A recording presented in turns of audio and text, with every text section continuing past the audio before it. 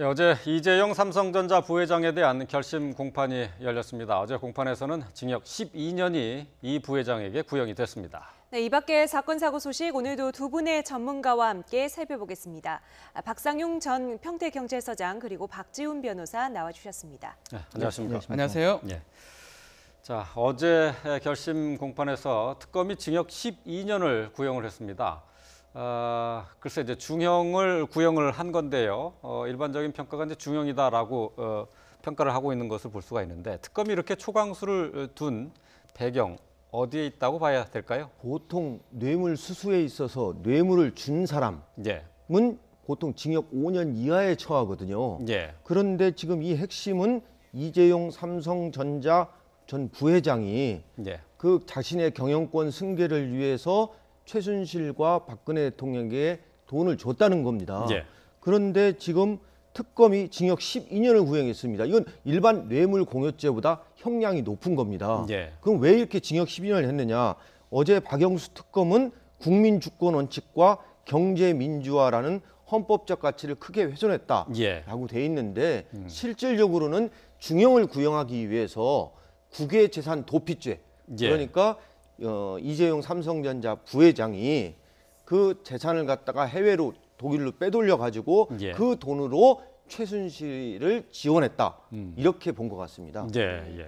국외 재산 네. 도피죄 같은 경우에는 이제 조금 더 형량이 더 그렇죠. 무거운 거고요. 입증도 그만큼 어렵다고 하던데요. 범죄가 5가지입니다. 사실은 가장 중요한 범죄는 뇌물죄고요. 그렇죠. 위증 같은 경우는 조금 다른 범죄로 봐야 되고 횡령하고 국외재산 도피하고는 뇌물에서 연관된 범죄들이거든요. 예. 그러니까 국외재산 도피죄가 10년 이상의 징역이기 때문에 구형이 아마 12년 정도 한 걸로 보이는데 실제로는 뇌물죄가 가장 핵심이 되고 그게 만약 무죄가 선고된다면 뒷부분도 그냥 쭈루미 무죄가 될 가능성이 높습니다. 예, 예. 그렇기 때문에 아마 이렇게 중형을 구형한 거는 그걸 합쳐가지고 10년 이상을 해야 되기 때문에 12년을 구형한 걸로 보이고 그만큼 특히 다른 어떤 피고인들도 10년 내지 7년 구형을 받은 거거든요. 예. 특검 입장에서는 뭐 확실하다는 생각을 갖고 있는 것 같습니다. 예. 네. 특검은 어제 구형을 하면서 이번 사건과 관련해서 정경유착에 따른 부패 범죄다라고 단정을 지었습니다. 이재용 부회장 어제 최후 진술을 하면서 결백을 호소를 했는데요. 어떤 발언을 했는지 대역을 통해서 목소리로 확인을 하겠습니다.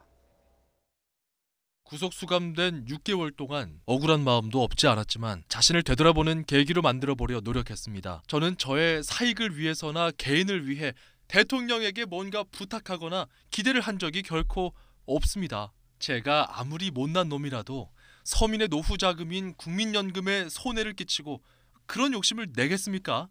너무나 심한 오해이고 너무 억울합니다. 재판장님, 이 오해를 꼭 풀어주십시오. 네.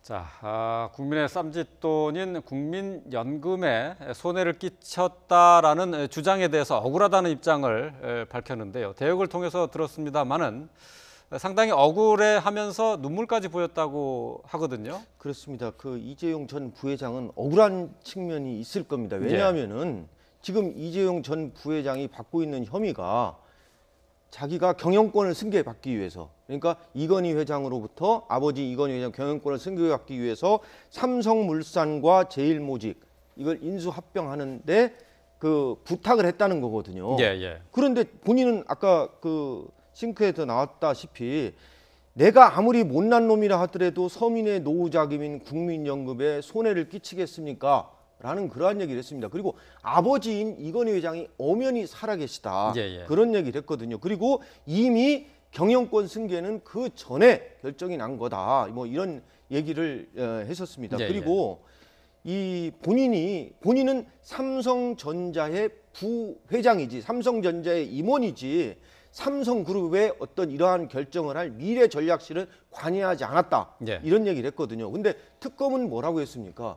그거는 변명이다. 모든 책임을 삼성그룹 미래전략실의 임직원한테 돌리려는 그러한 회피다. 그래서 예. 이제 중형을 선고했거든요. 문제는 이게 유죄냐 무죄가 되려면은 이것이 유죄임을 입증해야 할 증거가 있어야 됩니다. 증거는 딱 그겁니다. 안종범 전 청와대 경제수석의 수첩, 예. 그리고 대통령의 말씀 자료, 예. 또 정유라의 진술입니다. 과연 이 세 개의 그 증거가 과연 이재용 전 회장의 경영권 승계를 보장받기 위해서 박근혜 대통령에게 부탁했다라는 증거로 볼 것이냐 안 볼 것이냐, 이건 재판부가 상당히 많이 고민해야 할 것 같습니다. 네. 네.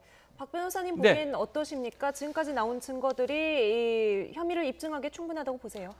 이제 결국은 정황 증거라고 얘기를 하고 간접 증거라고 얘기를 하고 있는데, 정황 증거, 간접 증거를 심증 형성으로 쓸 수가 있습니다. 예. 직접 증거라는 거는 목소리라든지 물증을 말하는 거고요. 그 독대 자리에서 부정한 청탁이 있었냐 없었냐가 가장 핵심 포인트인데, 그건 아무도 알 수가 두 사람밖에 없었기 때문에 예. 두 사람의 어떤 진술로 봤을 땐 아니라고 얘기하지만 추론이 가능한 부분이고, 지금 말한 것처럼 재판부에서 이 정도 증거라면 충분히 그렇게 인정할 수 있다고 봤을 때면 유죄가 될 수가 있고요.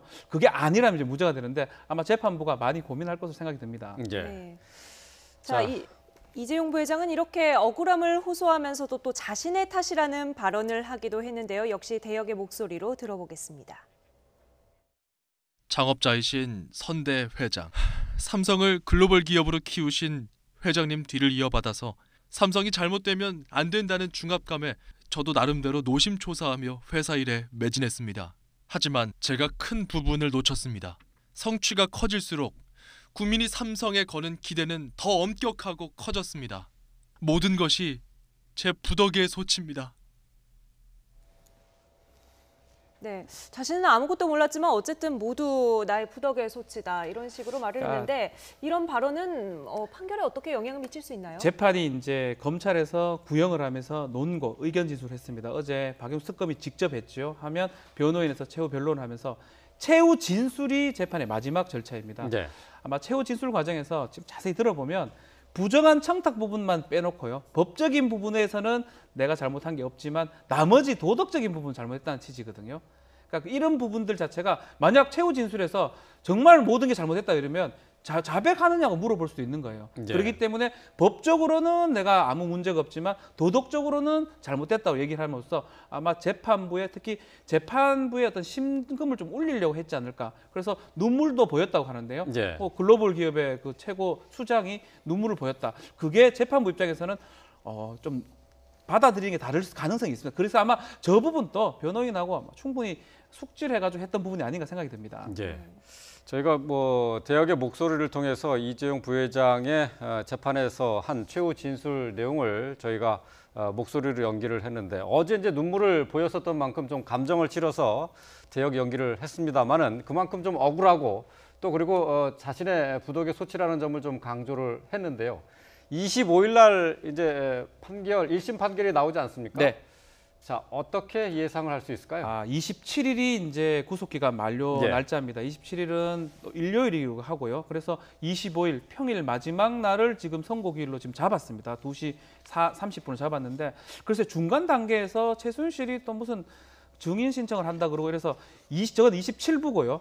22부에서 박근혜 최순실 재판에서 어떤 증거가 나온다 그러면 그 재판이 연기될 가능성 배제할 수는 없습니다. 예. 그렇지만 이제 그대로 간다고 봤을 때 25일 선고가 된다면 제일 중요한 부분, 부정한 청탁이 있었냐 없었냐 부분이고, 청탁이 인정이 된다고 했을 때는 다 유죄가 됩니다.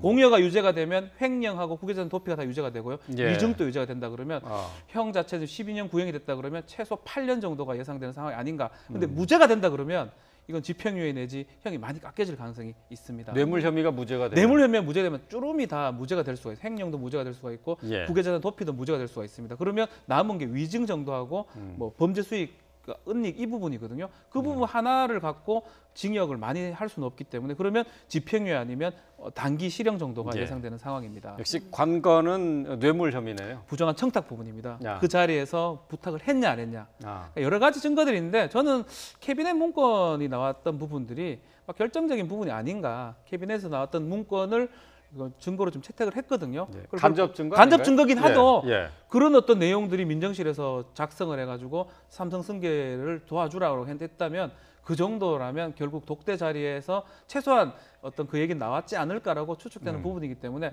캐비넷 만약에 문건이 없었다면 좀 모르겠지만 그 부분이 조금 결정적이지 않을까 생각됩니다. 이재용 전 회장 측은 강요에 의한 거다라고 하거든요. 오히려 그렇죠. 박 대통령에게 책임을 미루고 있습니다. 예. 강요에 의한 거기 때문에 나는 피해자다 하고 있습니다. 그런데 특검은 이건 뇌물 공여다. 근데 박 대통령은 나는 받은 게 없다.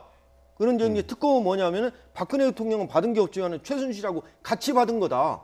결국에는 경제적 공동체다. 예. 이 뇌물죄 경제적 공동체 이 논리는 이제까지 판례에서 적용하지 않았던 겁니다.